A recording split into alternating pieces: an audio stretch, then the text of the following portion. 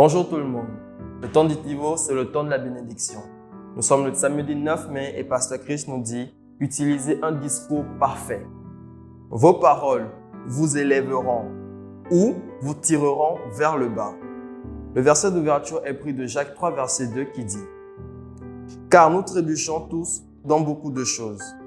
Si quelqu'un ne trébuche pas en parole, c'est un homme parfait, capable aussi de brider tout le corps. » Parlons-en. La perfection ou la maturité chrétienne s'exprime principalement dans votre bouche, votre communication. Si vous voulez aller dans la bonne direction dans la vie, votre langue est la boussole. Si vous offensez par vos paroles, c'est-à-dire votre communication est malsaine, votre vie est en danger. C'est votre parole qui vous contrôle. Proverbe 18, 21 dit « La mort et la vie sont au pouvoir de la langue. » Jésus a dit « C'est de l'abondance du cœur que la bouche parle. » Dans Matthieu 12, verset 34. Ainsi, à travers vos pensées, votre caractère se forme, mais il s'exprime dans votre discours, dans vos paroles.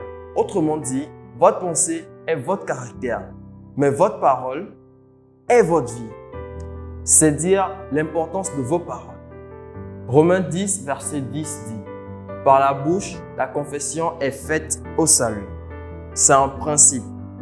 Dieu dit à Josué, « Ce livre de loi ne s'éloignera pas de ta bouche, mais tu le méditeras jour et nuit. » Dans Josué 1, verset 8. Méditez la parole de Dieu. Gardez-la dans votre bouche. Cela signifie qu'il faut continuer à affirmer la parole. Peu importe ce qui se passe autour de vous, parlez de la parole.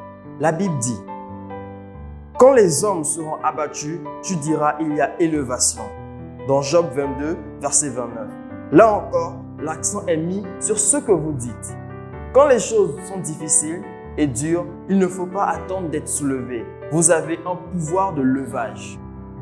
Il est dans votre bouche. Avec votre bouche, vous vous catapultez de l'obscurité à la grandeur. Vous vous élevez de la situation négative à laquelle vous êtes confronté vers la situation positive. Il s'agit de ce que vous dites. Déclarez que vous êtes suprêmement béni, prospère, intelligent, plein de sagesse et que vous marchez dans la santé et l'abondance et votre vie gravitera dans cette direction. Que voulez-vous? Tout est dans votre bouche. Dis-le et tu l'auras. C'est ce que Jésus a dit dans Marc 11, verset 23.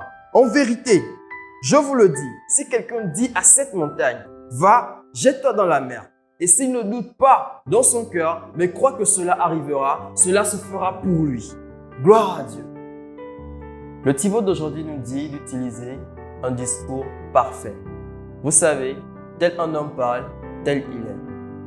Si vous voulez voir du négatif dans votre vie, déclarez des choses négatives. Mais je suis sûr que ce n'est pas ce que vous voulez pour votre vie.